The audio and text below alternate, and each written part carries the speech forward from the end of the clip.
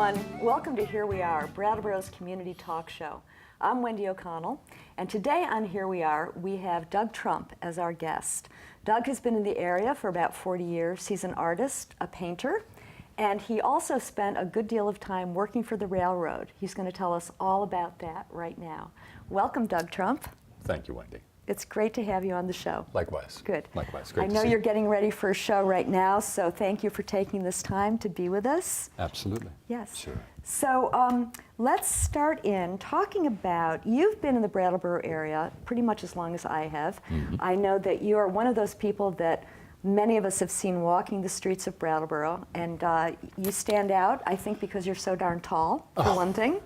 And Not so. you've been around for a while. So when you first got here, were you a painter at that point? Had you gotten into the visual arts? Well, I'd begun to deal with painting, with art, with paint, but not absolutely consciously, not with commitment. Let's put it that way. But you didn't really have a background in art. You didn't study it in school, No, so it came no. to you at some point. What happened? Was there some kind of a message that you got? There was exposure to art as a little kid in New York, to a degree, and then I think more pointedly there was a trip post-college, shortly after graduation from college, a trip to Europe that involved both mostly work in Oslo, Edvard Munch, a particular Norwegian artist, and then also some Rembrandt paintings that I saw at the National Gallery in England that were very they'd affected me a lot. I mean, I didn't realize to what degree they had until a while later.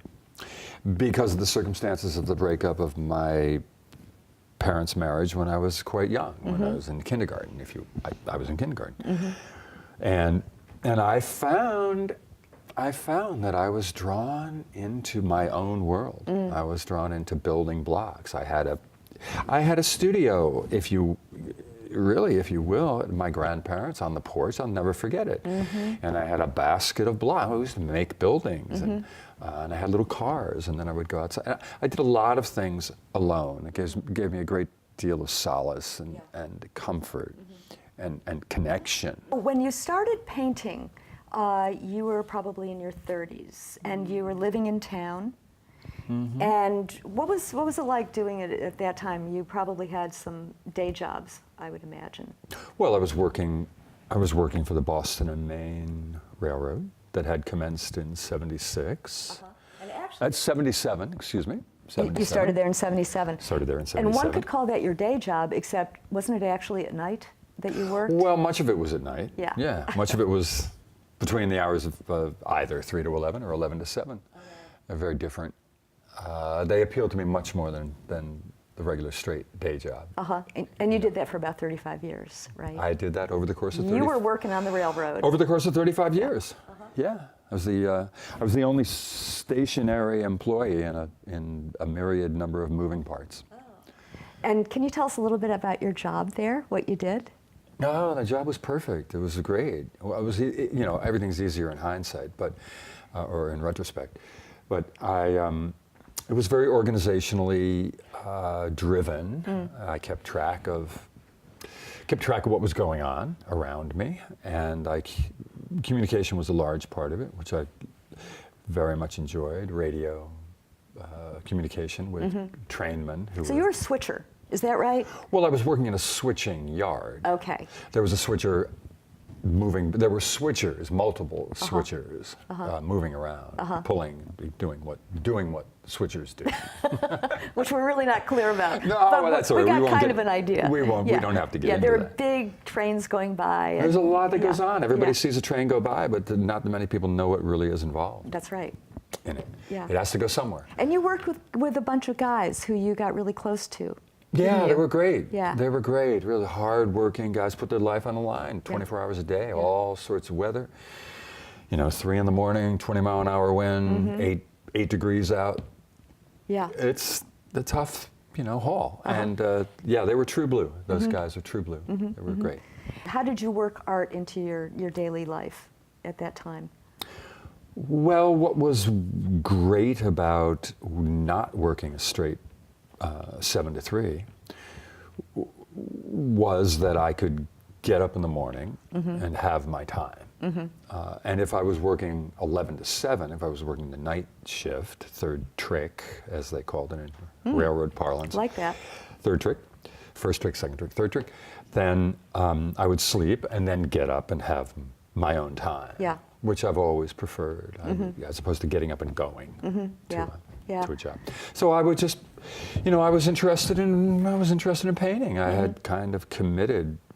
I made a commitment to painting in, soon after I moved to Brattleboro in 1980. During that time, we're going to switch around a little bit, I think, between, Brattleboro backstory and your backstory. But during that time, you were doing some acting, and there was a very vibrant acting community in town. There was, yeah. I'm acting right now. I think acting is overstated. I like your costume. Oh, thank you. Right, makeup is a little short on effect, but there were two every weekend. There were two performers. There was the BC Brattleboro Center for the Performing Arts. Yeah. Near the corner of Elliott in Maine. The building is still there. It's a church. Was a church. It's where Hotel Pharmacy is. It's where Hotel Pharmacy is. It was a wonderful theater. They did a great job.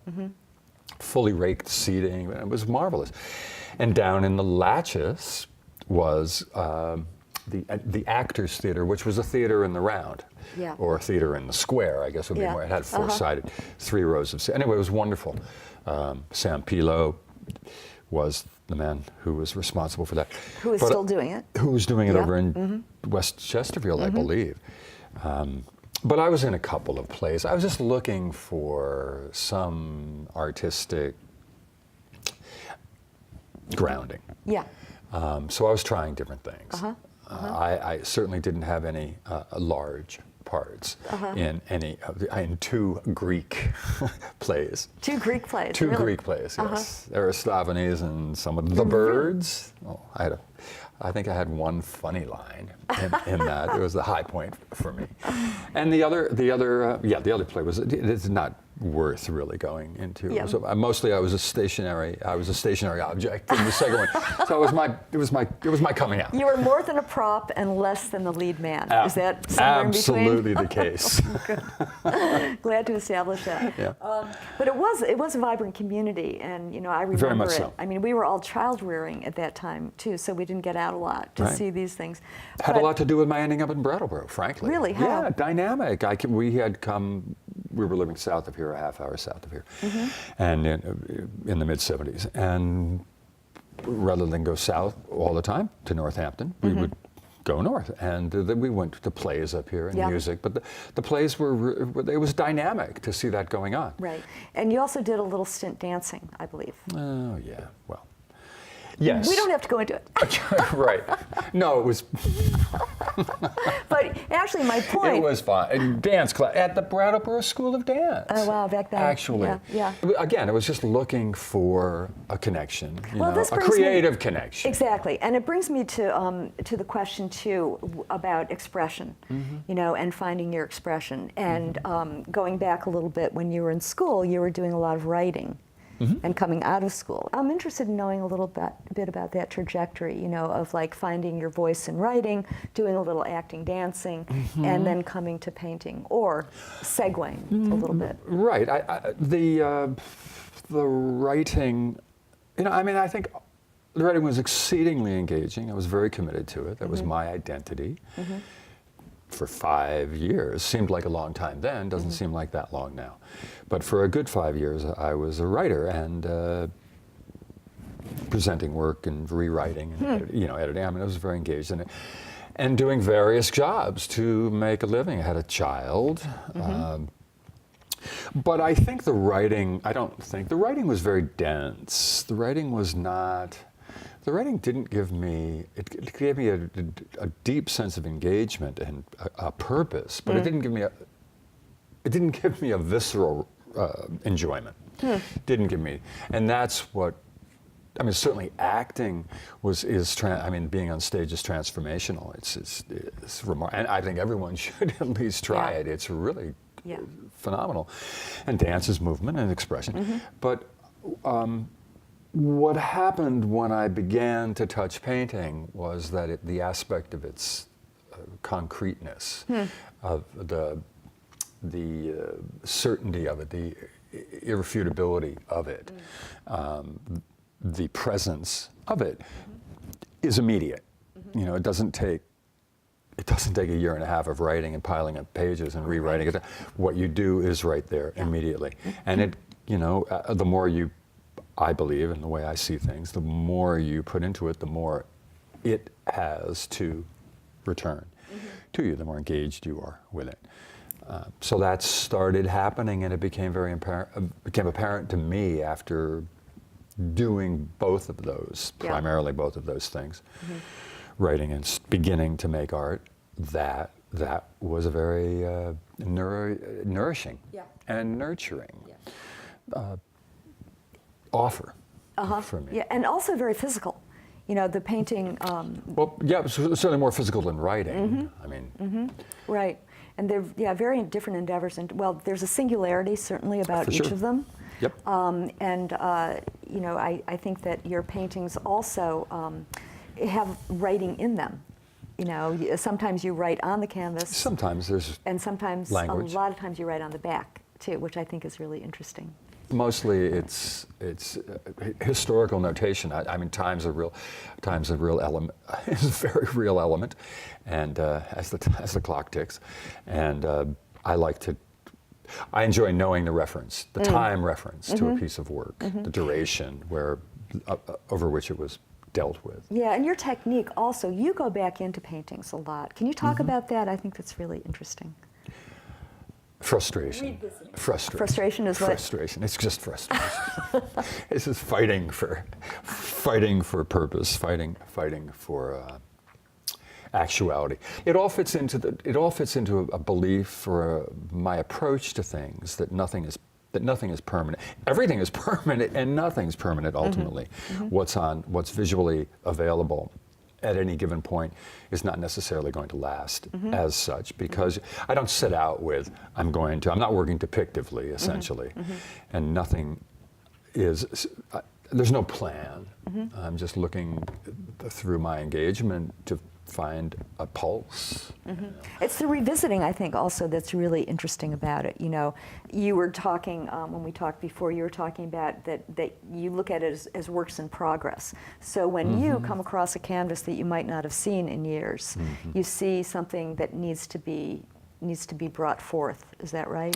Well, I see something that is not coming forth dynamically, let's say. Yeah. I believe that it's useful to not be too judgmental. You know, I mean, there's no good and bad. There's just the process is the movement along which you're traveling. Yeah. But if I at any given moment, something may have been in an exhibited state even, but when you look at it, hence at some point down the line, you know, it's not breathing, it's not offering, and thus it's open game. Yeah. It's open game. They're all open game, really. And you've exhibited in a lot of different places: New York City, Atlanta, San Francisco, in the Northeast, Chrysler Museum, the Hood Museum. What is it like for you to create a painting and then see it almost objectified when it's on the wall, or when you see other people viewing it? Does something take place for you there? Oh, sure. It's terribly gratifying. But to make clear, and I really, you know, this is not hot air, I hope, that... We'll find out, and we have an editing room. We will. That's a good idea. If only we all could be edited all the time, right? Yeah, true, truly. But you completely lost my train. This is where we edit, folks. Those paintings are themselves, and if in fact what has gone on accomplishes what I'm generally in need and want to have accomplished, then that painting is independent. That painting is not, I mean, I don't see those, I really don't see those paintings as having much to do with me. I'm not really that interested in me. much more interested in the painting. When you authentically engage with the work, then there's a transformation into that work and out of you, and the work is the more important piece, and that's the thing you need to look at and listen to. Right, and you're seeing it as a living entity as well. Yeah, no, absolutely. Yeah, I mean, paintings are fascinating in that they're completely inanimate objects, and yet they have all this time, all this motion, all this physicality. But are set at the same time. I mean, it's a magical, I think, it's a really magical situation. And one's relation to paintings changes over time, too. You can view something, at one age, and you see it 10 years later, and you have a completely different reaction to it. For sure. Yeah. Well, I'd like to ask you a little bit about your studio, or your studios. And I think that so many people have a real fascination for artist studios, the place of creation, the place where people go to create these things that are wondrous and magical, and the space itself. And you've had several studios, I think, over the course of your life. Could you talk a little bit about that? About the studio, you're creating in a space, but you're also creating a space in which to create. I mean, for me, there's a strong sense of order that's needed in my life in general. And I think that also allows, if I'm correct in remembering this, Baudelaire wrote something about how that in order to be free, or in order to be, I don't think he used the word crazy, but in order to be fully free, your life needed to be contained. It was sort of a regularity to your life. And I think that there's some piece of that that resonated with me. Studios, I also would make the point that studios can be an overblown reference, because you can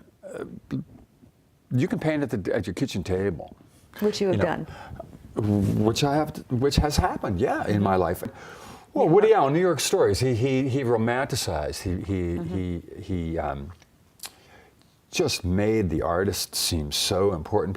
We have this, to me, a preposterous idea of what the artist's life is. I think it's absurd. Well, I think a few things are absurd, frankly, which we don't need to touch on. But I think the overblown romantic idea of the artist, I have no problem being happy about the fact that I can walk into a studio that's very comforting to me. It's very much a sanctuary to me. It's very much a place to be. And I'm not belittling that, but you don't need that to make art. Right.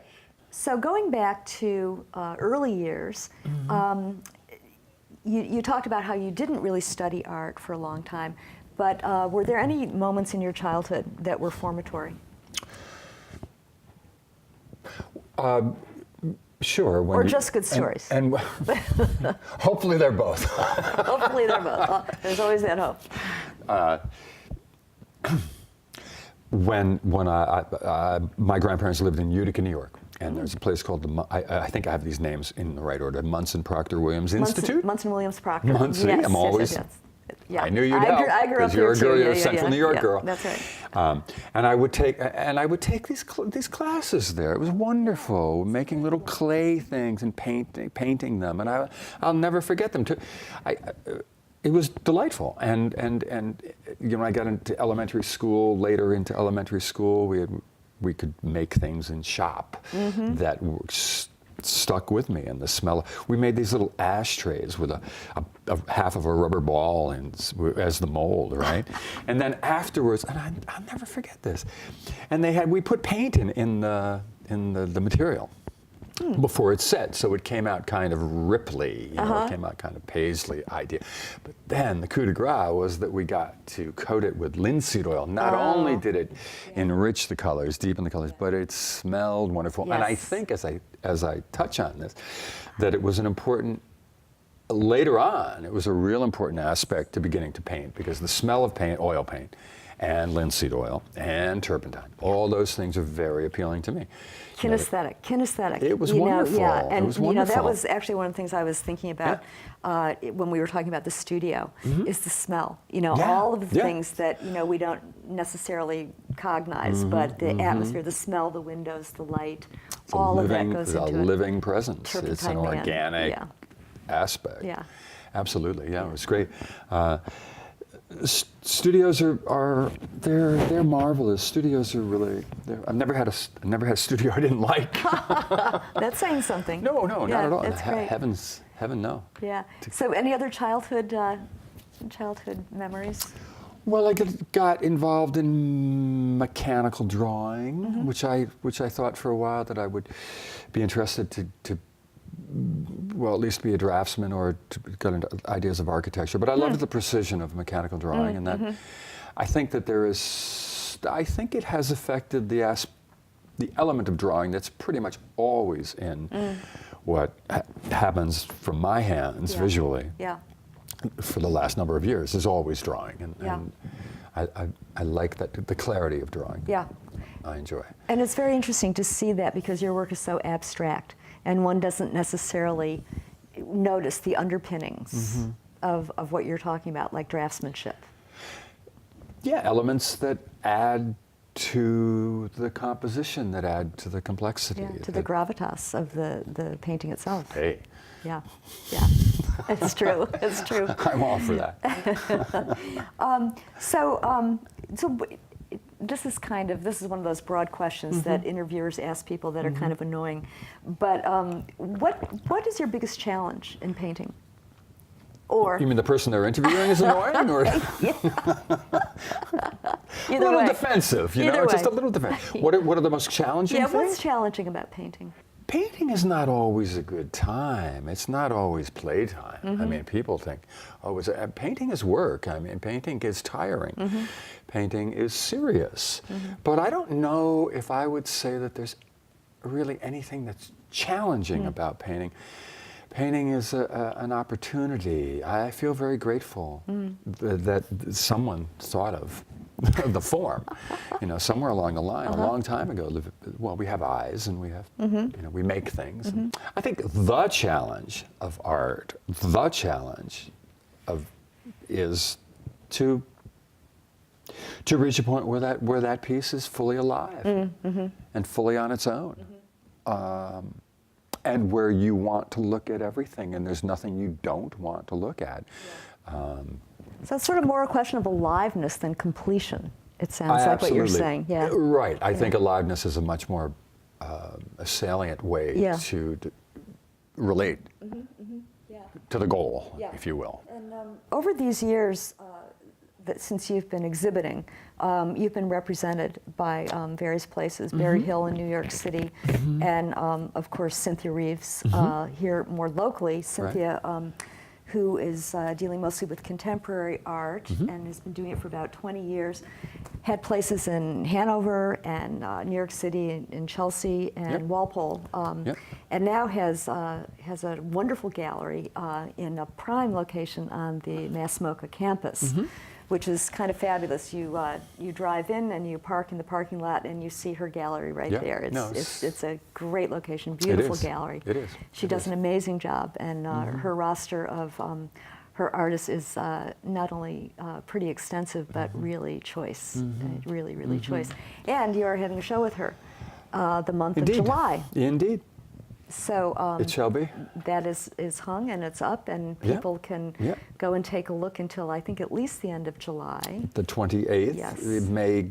No, well, right now it's the 28th. We'll just leave it like the last weekend in July. So folks should go and see it before the 1st of August. So, why not? Well, it's wonderful out there. It's a wonderful area too. There's lots of things within a radius. Well, that's the thing, Mass MoCA it's such an extraordinary place, just physically, and then the artwork and all the virtual reality things that they're doing now too. I have one last question for you, Doug. Sure. I know that, as I was saying before, you do a lot of work outside. You really like to. You have a Moman. We can go into that or not. Anyway, Doug knows how to use. I had a Moman business. You had a Moman.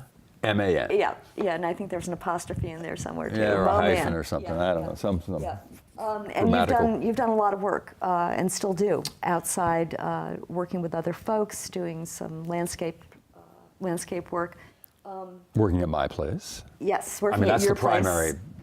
primary aspect of Which that. is really beautiful too. And so I just also wanted to ask you a little bit about your love of fire and making bonfires. Fire is fantastic. Fire is sculpture. You know, fire is evolving, deconstructing sculpture. Fire is light and heat. Fire is sound. Fire is elegant. Fire is always changing. Fire also, at times. I mean, I know it's not ecologically politically correct, but as it creates CO2, but it cleans a lot of things up. It really takes care of a lot of things, and I'm kind of an obsessive about order and that part of fire. So some fires have to do with that as a need for me. But fire is just a very great, who doesn't, fire is ancient. Fire, I mean, you think back on what was it like? What was it like to discover, to have the first bolt of a lightning to be discovered, something burning, and then people who tended the fires and kept the fires. I mean, it's life-threatening to not have fire. And, Yeah. you know, it says. So I love fire. Try to keep those fires outside, but I also have fire inside. So I mean, you know, I love In a stove. In a stove. You know, I have two fires going all winter. It's great. It's great. I love it. Yeah, and that's a relationship too. You know, you've got another relationship there. Absolutely. Yeah. Yeah. Fire's going. Work in the studio. No, I'm very fortunate. I consider myself. I'm very grateful. Yeah. Very grateful, which I think is important for all of us to access. Yes, if we can feel it, man, that's great. That's a great thing. Right. And We're all a here, lucky thing. And fortunate. That's That's part a of it. great place to end on, don't you think? Happy Happy. as a clam. Uplifting. Uplifting. Thank you, Doug, so much Thank for you, my taking the dear. time to be with us. And I think we look forward to the show that will be at Cynthia Reeves down Thanks. at Mass Mocha. Appreciate that. And I hope people take part in that too. See you next time. Very best. Yeah, thanks to for all. coming on. Okay. Okay, and thanks to all of you for joining us today. We will be back next week with another show of Here We Are, so we hope to see you then. Thank you.